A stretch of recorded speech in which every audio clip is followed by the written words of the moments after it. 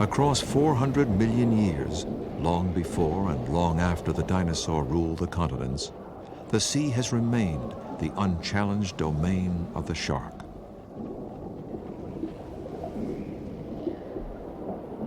Yet recently, another species has begun to intrude.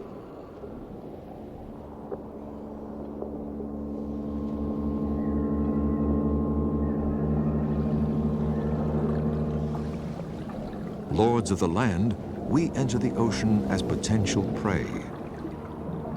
But of 370 shark species, only about 30 attack humans. Most, like the bottom shark maturing in an egg case, are small or harmless.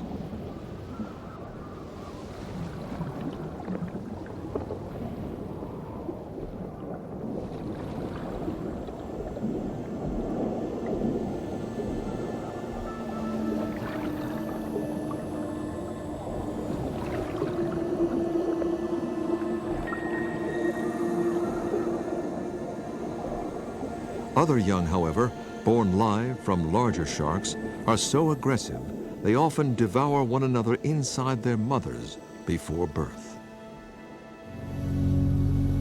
Now an extraordinary expedition begins to probe the true nature of these mysterious creatures. Can we learn to live in their midst? Or will the shark ever remain our most frightening enemy in the wild?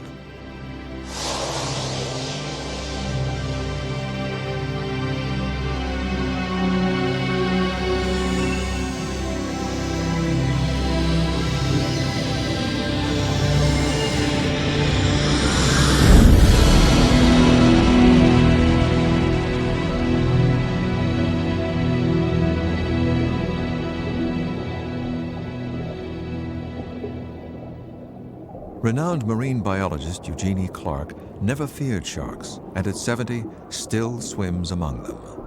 I was 9 when I saw my first live shark. It was at the old New York Aquarium, and they looked so beautiful. I had my nose pressed up against the glass. I wanted to be in there with them. It never occurred to me that they were dangerous. Dr. Clark believes sharks hold important secrets of survival which can benefit humankind. They have an incredible immune system, perhaps the strongest in the animal kingdom. They can fight off diseases, including malignant cancer. There are substances derived from sharks that can put some cancers in remission. Dr. Clark feels that sharks deserve protection, an opinion shared by her friend Rodney Fox, despite a great white shark attack that nearly tore Rodney in half. 462 stitches later, he launched a career leading expeditions into shark-infested waters.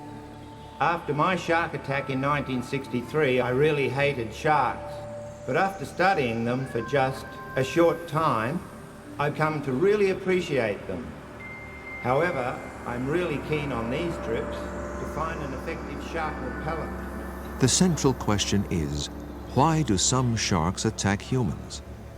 In the hope of finding out, Dr. Clark and Rodney Fox now embark on 3 expeditions to study the feeding and attack behavior of the great sharks. But today we're going to be using the leopard shark. Work begins at California State University, Long Beach, where Dr. Don Nelson is testing a new shark repellent. Namely, when the chemical is evenly dispersed in the water. A natural shark repellent discovered by Dr. Clark has proven impractical, leading to a search for a synthetic alternative.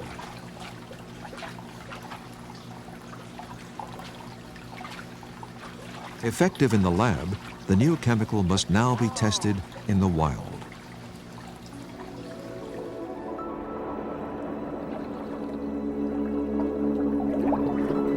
In the Catalina Channel off Southern California, the team enters waters home to sea lions, a favorite prey of many large sharks.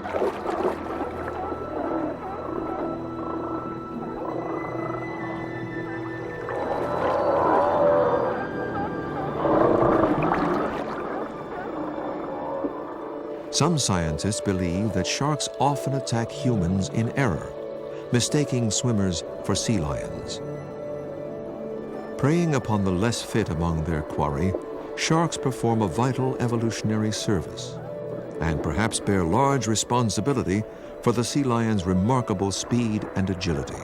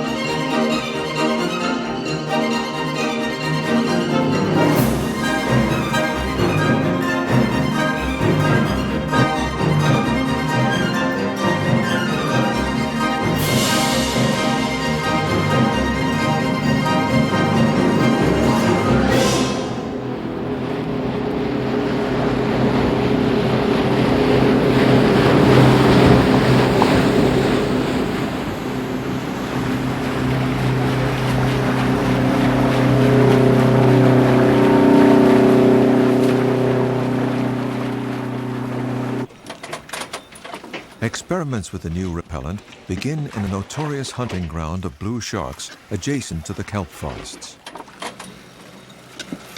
By spreading a chum of ground mackerel, they hope to create a drifting scent trail, leading sharks directly to the boat. As a safeguard against shark bites, Rodney Fox will don a special chain-mail suit. Yet, as the scars across his chest and back suggest, the suit would offer little protection against sharks as large as great whites. Marine biologist Rocky Strong will release a new repellent using a pressurized squirt gun. Divers, stand by, please. I feel like a knight in shining armor. Let me put that helmet on. My students, who know I'm in my 70s, raise their eyebrows when they hear I'm diving with sharks again.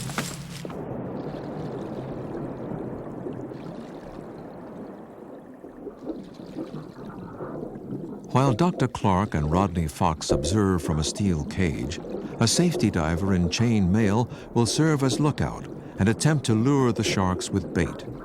Hello, this is Mandy. Can you both hear me? Loud and clear. Rodney, what is the visibility like? It's pretty good at the moment. I don't see any sharks yet. Our safety diver is almost in position. The plan is to distract the sharks with the bait, giving Rocky Strong a chance to fire the repellent. Unexpectedly, the first arrivals are not sharks. Eugenie, do you see what I see? The food offerings draw a flock of shearwaters, masters of underwater flight.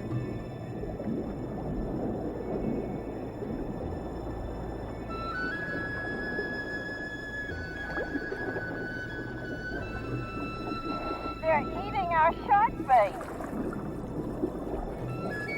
Any sharks? Not yet. Here comes the first one, Eugenie.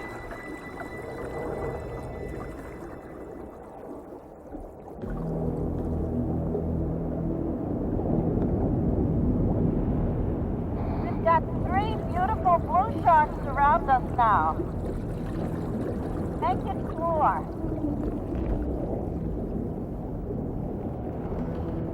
Though they rarely exceed 10 feet, blue sharks travel and can attack in packs.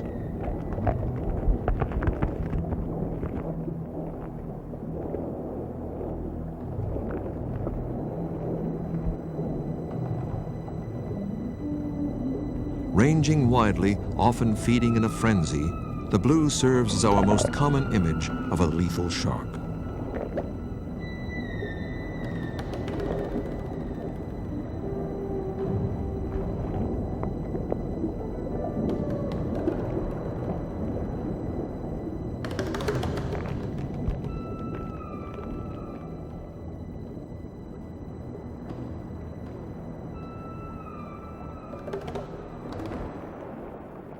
There's a 5-footer close to us.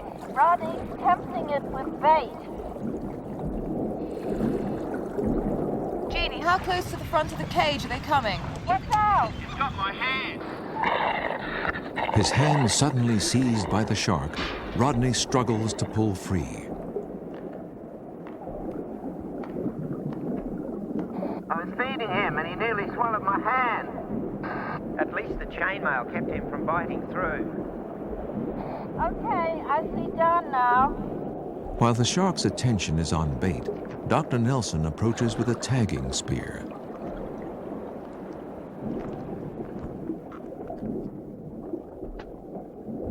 In the future, if the shark is caught, the tag will reveal its range, territory, and growth rate.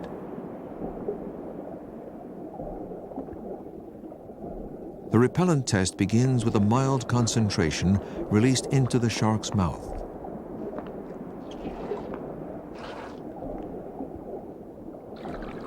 Oh no, Eugenie. He's coming back. I think maybe he likes the stuff. As Rocky Strong returns to the boat to reload with a stronger solution of the repellent, Rodney leaves the cage to assist the safety diver in keeping the sharks near.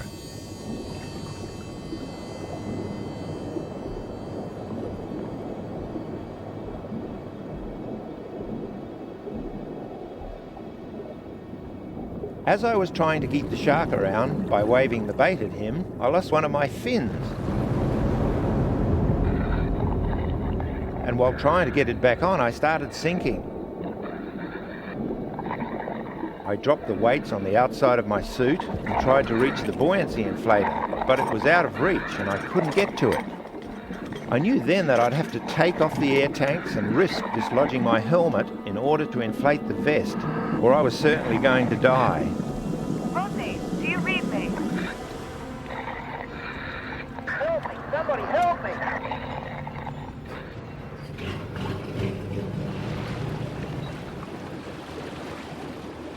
Rodney manages at last to inflate his vest and reach the surface, where a safety diver rushes to his aid.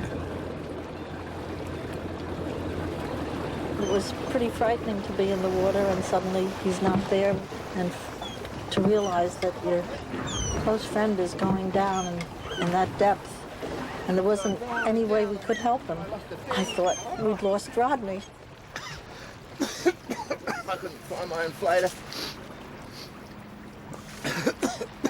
I thought I was going to die. You right? In the end, tests of the repellent proved disappointing.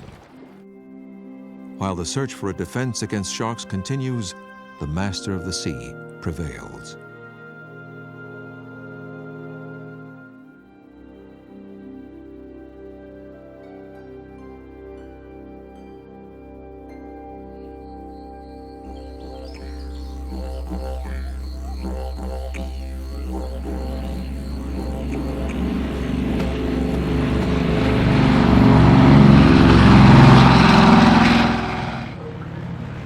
Along the coast of Western Australia, the team sets out on a rare mission to locate one of the sea's most elusive creatures, the giant whale shark.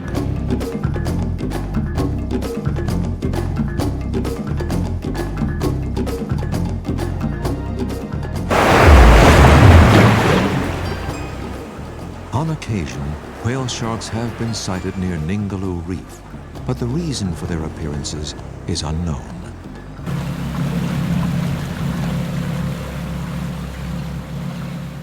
Dr. Clark and Rodney believe they may be able to solve the mystery and advance science, a prospect that draws a photographic team from National Geographic magazine.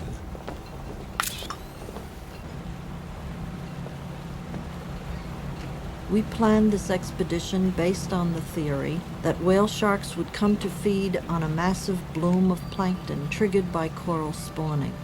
And that was the key, because we knew that certain species of coral in Ningaloo Reef spawn for a brief few minutes 1 or 2 nights a year, about a week after the March full moon.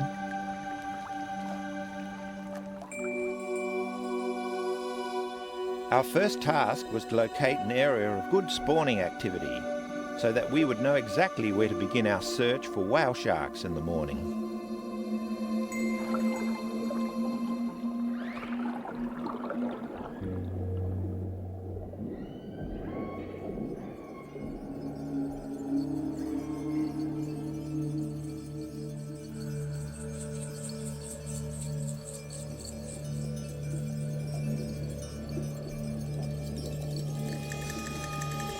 Builders of vast undersea structures, corals are not plants, but colonies of tiny animals. Only recently, science has found that they often reproduce by releasing a storm of eggs and sperm that scatter in the currents like seeds in the wind.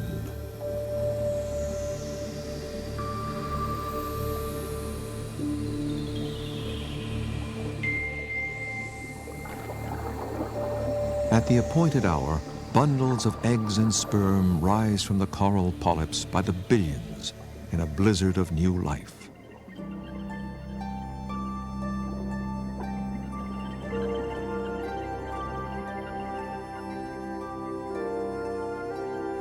The mass birth is banquet as well.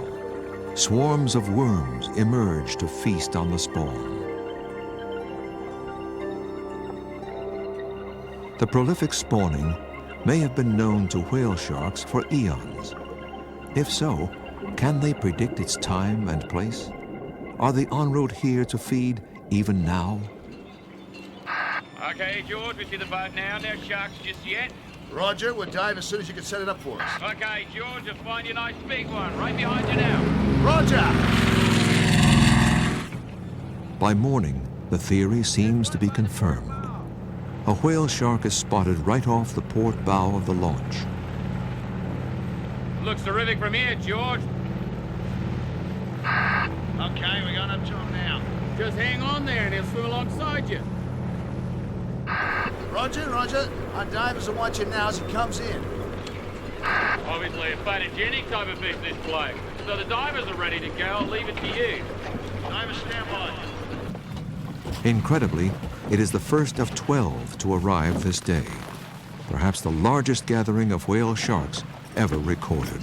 We had no idea how long the shark would stay, and nobody wanted to risk losing the opportunity, so we all scrambled in. Some of us wanted to tag the shark and plot its daily movement. Others wanted photographs. I wanted to experience the thrill of a close encounter with this alien creature.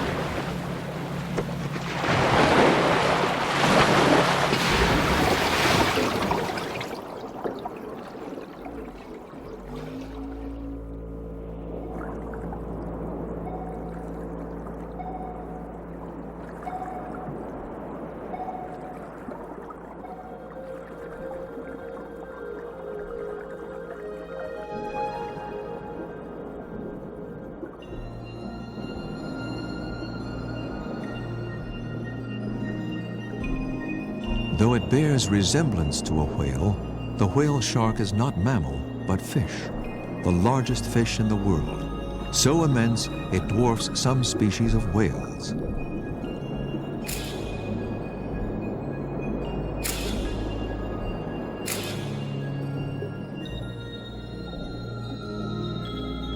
The whale shark's mouth, backed up by a body sometimes 50 feet long and 20 tons, seems capable of engulfing a diver, yet it acts merely as a strainer to capture plankton.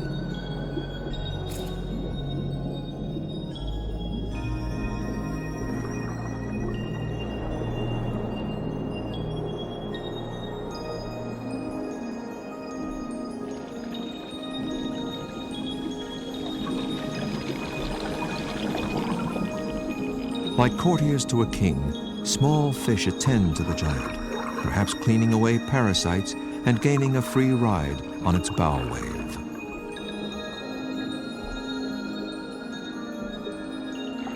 As the big dorsal fin came by, I just couldn't resist taking a ride.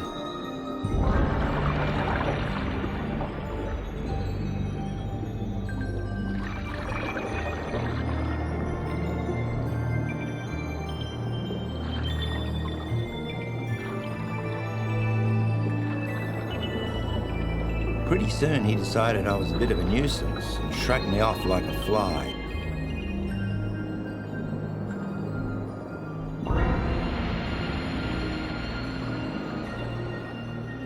The discovery of a whale shark feeding ground promises new opportunities to study these gentle creatures.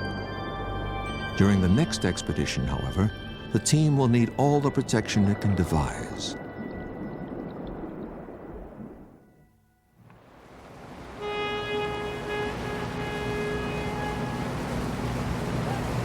Near Port Lincoln, off the South Australia coast, the expedition will attempt to encounter at close range the most feared creature in the sea, the notorious great white shark. They charter a vessel specially equipped to study great whites and bring aboard a new plastic cage nearly invisible to a shark underwater. I think it'll be pretty safe. A diver within should appear unprotected.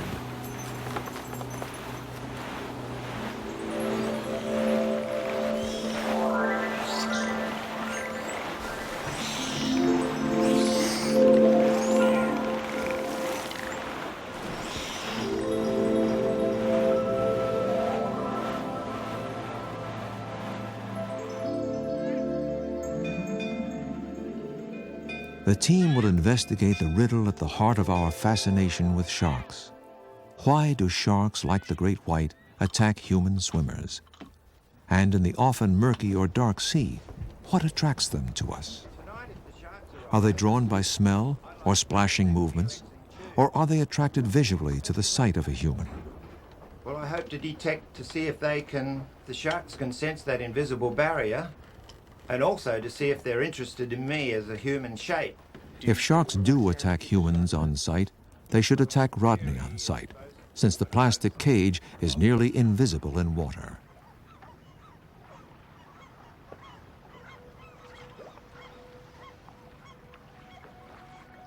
No sharks are seen, but there is convincing evidence of their presence.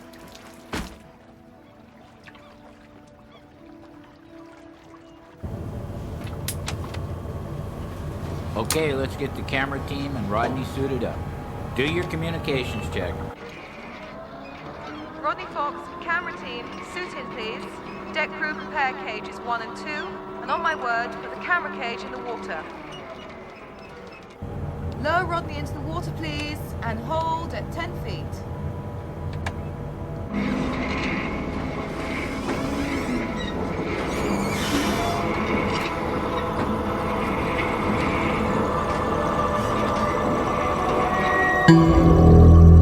God, I hope this thing works. I feel rather naked with all my pigment showing. What's the visibility like? The water's very clear. I'm surrounded by a school of small fish at the moment. I feel like I'm the one in the goldfish bowl.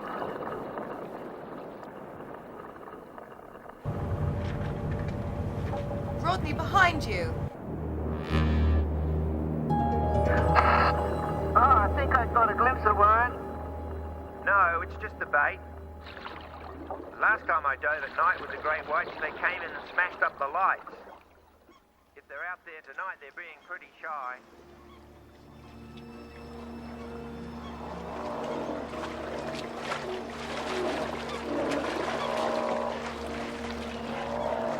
Curiously, no great whites appear all night, even though sea lions, a favorite white shark meal, throng the waters.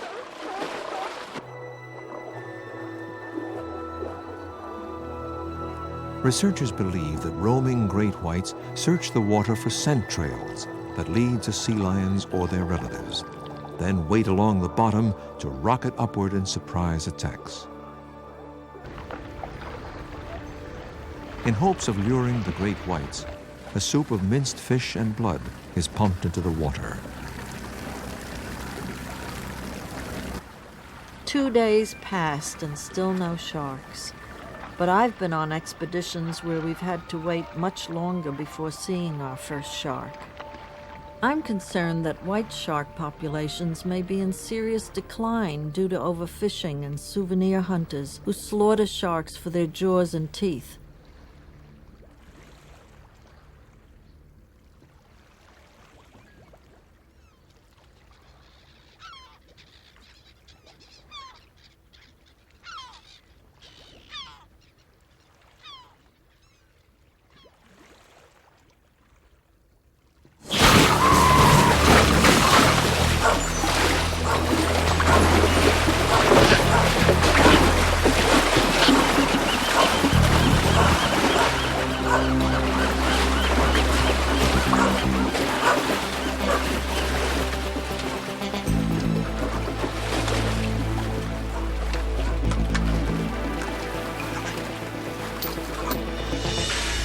Okay, and Rodney has full flow.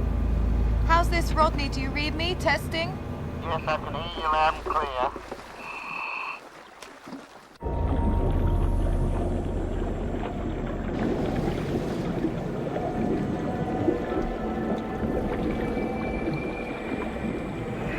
Oh, there's a big shark down there.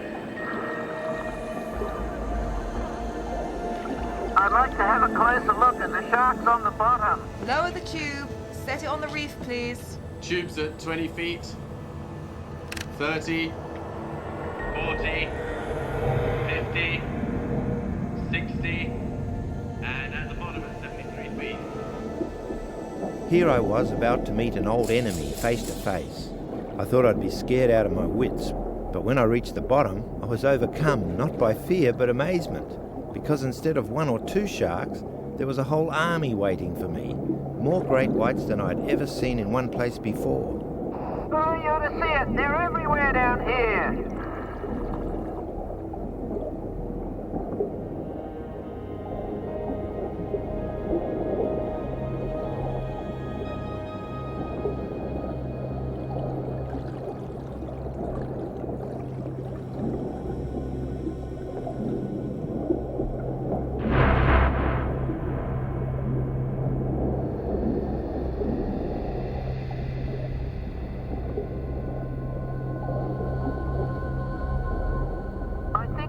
There's something here to eat, and they're not sure what it is.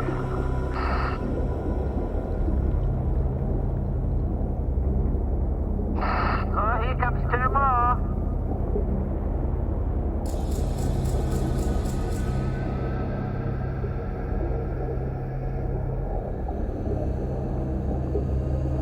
At least 6 whites circle Rodney, but none moves to attack. There's 2 swimming around at the surface.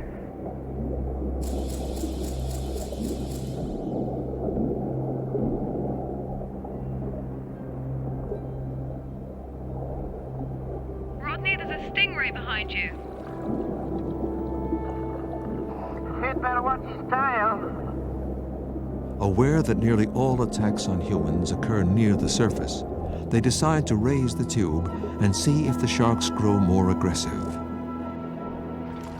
We had 6, possibly 8 sharks swimming around Rodney, who appeared completely at their mercy, and yet not one of those sharks attacked him. Though sight has not provoked an attack, perhaps aggression will be triggered by sound, scent, or the electrical fields emitted by all living things and detected by sharks. Okay, people, let's keep on our toes. We're gonna have 3 cages in the water this dive. We're gonna have 6 divers in. Eugenie will be in the science cage with her team. Rodney will be in the Lexan, and the camera crew will be in the 3rd.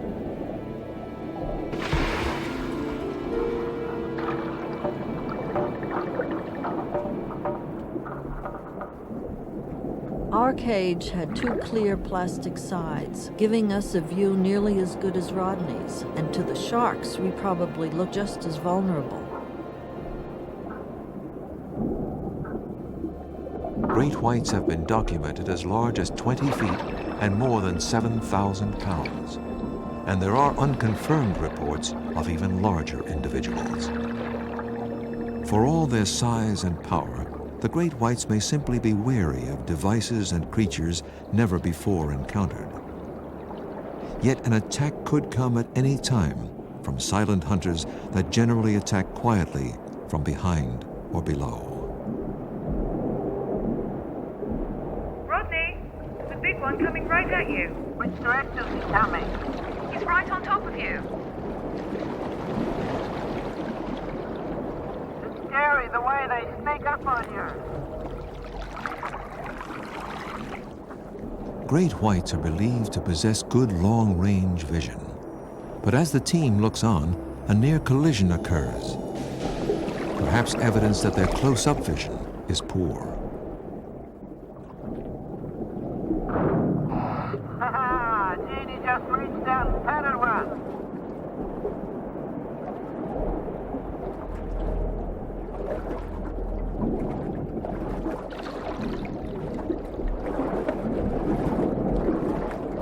Despite hours of circling, still no move toward Rodney.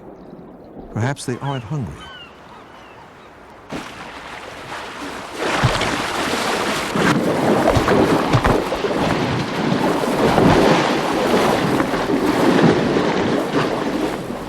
For all their indifference to humans, there is no mistaking their interest in tuna. Cleaned up that cheddar like it was his first meal in a year. Then he nonchalantly glides right by me, as if I wasn't even here.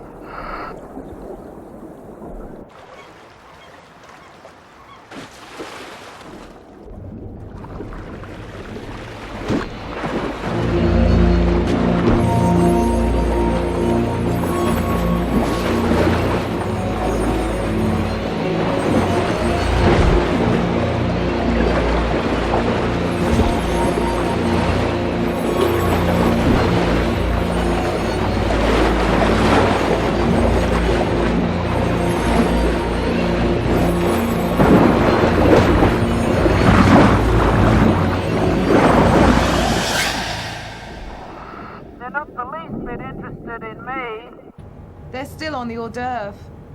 Let's see what happens if we stop feeding them. Rodney, we're going to stop chumming now. Though blood still saturates the water, bait is removed, but for one fish dangled as a lure near the cage. Oh boy, look at that smile! He's coming straight towards me, nose towards the cage, and he's gonna hit the cage. I'm gonna get a photograph of this.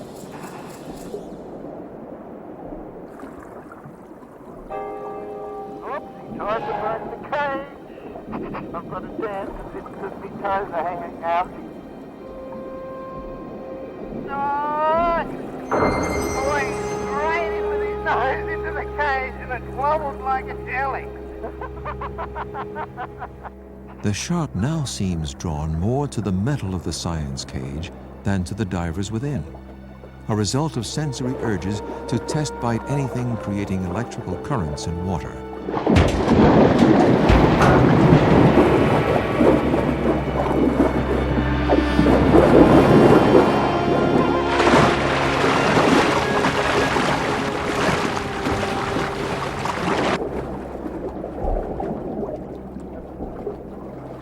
Here he comes back.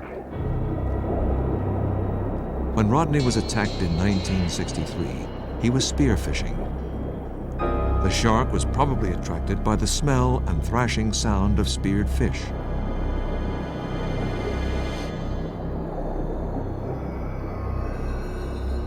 Now, another great white heads aggressively for Rodney.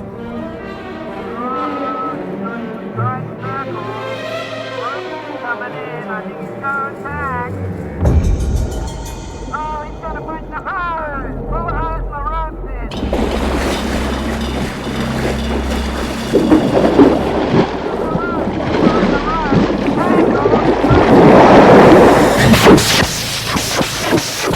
The diver's lost his air supply here.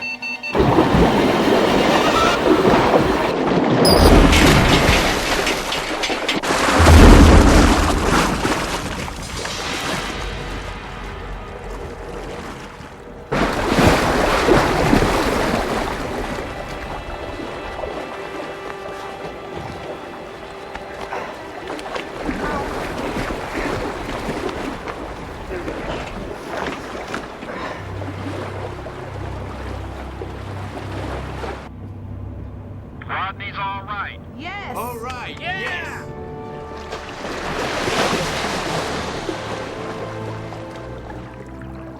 Well, we were both okay, the shark and I.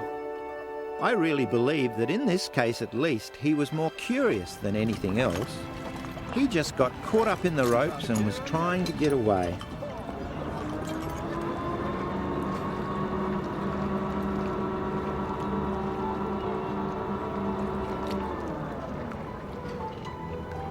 I know that sharks, even white sharks, are not the cold mechanical eating machines of popular myth.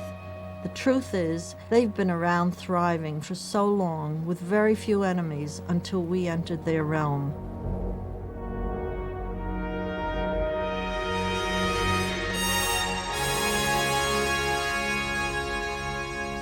The legendary hunter that frightens humans enhances life in the sea.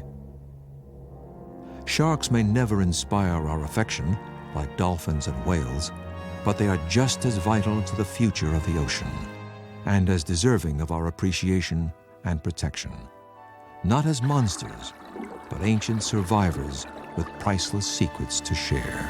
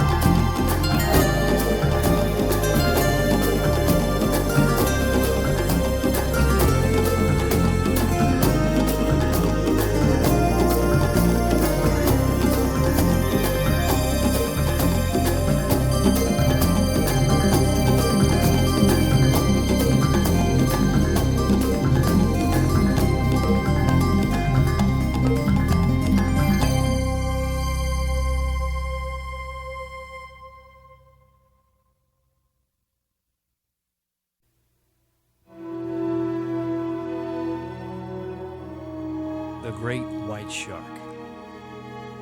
Okay, we ready? Dangerous, forbidding, ruler of its domain. Okay, this is gonna be a take. In an effort to find out more about these magnificent animals, and sounds rolling. Camera rolling. Graphic Films goes in search of the great white shark. Action!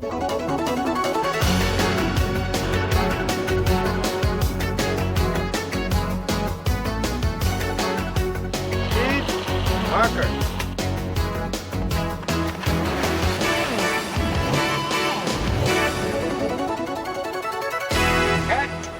Once again, director Mal Wolf teams with Graphic Films and co-producers Paul Novers and George Casey in order to bring you an incredible viewing experience. Made in association with the Science Museum of Minnesota, Goto Optical, and the Cincinnati Museum of Natural History, In Search of the Great White is shot in the breathtaking IMAX format. Well, that was pretty exciting. With a shooting schedule spanning 1.5 years and 3 oceans, director Wolf assembled a team of shark experts, which included the likes of marine scientist Dr. Eugenie Clark and Australia's world-renowned shark hunter Rodney Fox, in order to present a view of the great sharks as they have never been seen before. The hand-picked crew was also put to the test as a result of the demanding IMAX camera. And getting it in the water on a rough day, it's really tedious. You get a boat rocking in the swell, and the motion going back and forth with a 400-pound piece of metal.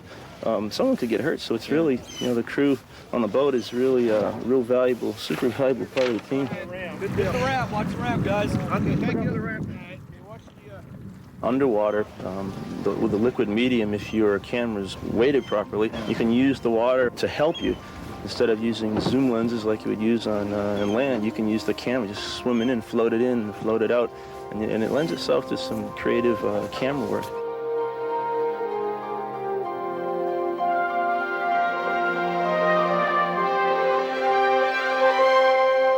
And nowhere is that creative camera work more apparent than in the sequence shot off the coast of Australia, where an incredible dive with a whale shark allowed for some truly spectacular footage.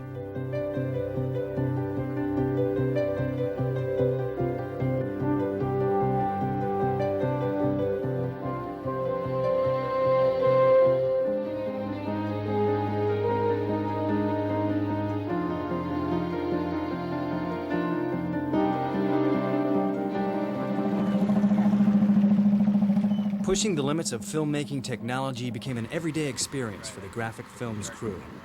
shark-resistant chainmail suits, state-of-the-art underwater communications equipment, and a special optically clear Lexan tube was designed and utilized in order to bring the viewer never-before-seen footage of the great whites.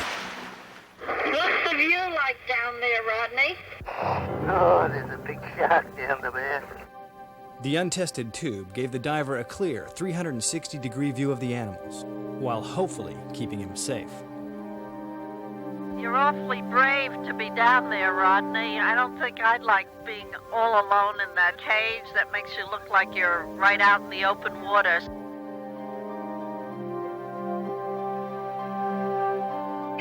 There's 3 great big white sharks here. Oh boy, look at that. I had a little shiver going through my spine as he came closer. Now he's circling. Uh-oh, he's got bumping. Oops, he tried to bite the cage. I've got to dance a bit because my toes are hanging out. He's coming back, right at me. No, he's going to bite the hose. He's going to bite the hose. Pull the hose, the rope's in. He's caught in the ropes. He's tangled. He's trying to get away. He's banging the cage. He's biting. He's biting. Oh. This dramatic attack on the tube occurred spontaneously and was captured as the actual events took place. And even though every possible precaution is taken to safeguard the divers and crew, a certain amount of risk is involved when filming under such extreme conditions. Ironically, the most frightening incident of the filming had nothing to do with any of the shark encounters, but instead occurred while Rodney, here on a dive with Eugenie Clark, was testing a chainmail shark suit used for protection in the event of a shark attack. I tried on the suit, the chainmail shark repellent, and that was really a difficult thing because, first of all, it restricted my movements tremendously. That caused me some concern. His concern was well-founded, as the weight of the suit, combined with the limited mobility and the loss of a fin, found Rodney sinking to the depths of the ocean floor, some 3,000 feet below. Can you read me now, Rodney? Can you read me now, Rodney? You got Rodney Fox on the call? No. You don't hear it? No. Rodney, do you copy over? Hey, Rodney, where are you? Somebody help me. Where's Rodney? Rodney, are you okay? He's in trouble. Tell Jeannie to go. Hey, Don, put your mask and fins on and get in the water. Give it. Rodney, do you copy over? Here, in footage later recreated for inclusion in the film, Rodney calls upon some 6,000 hours of diving experience, which allows him to stay calm, drop his weights, and eventually inflate his buoyancy compensator vest and rise to safety. Suddenly, Rodney's vest was spotted, bobbing in the water several hundred yards away. As the boat sped to his aid, the much-relieved crew was greeted by a battered, but very much alive Rodney Fox. Where's the party? Yes. Where's the party? I thought we'd lost Rodney. I mean, it was pretty frightening to be in the water and suddenly he's not there with you and you look up and he's not up and you know the only other place he could be is down and you know you've got 3,000 feet under you. You know what? We're just close to hell. But when all is said and done, does Director Wolf believe the risks of working in the IMAX format to be worth the rewards? The rewards are great. In the IMAX and the IMAX format, you're actually putting the audience in the scene. And say, for instance, in the great white scene, the audience has a chance to make that dive. They're going to see that shark coming up, nibbling on the front of the cage. They're going to be taken through the joys of working in the water, and maybe the little sad parts, and maybe the little chancy parts. They're going to grab the seat a little bit, and maybe move back in their seat when that great white swims right up to them.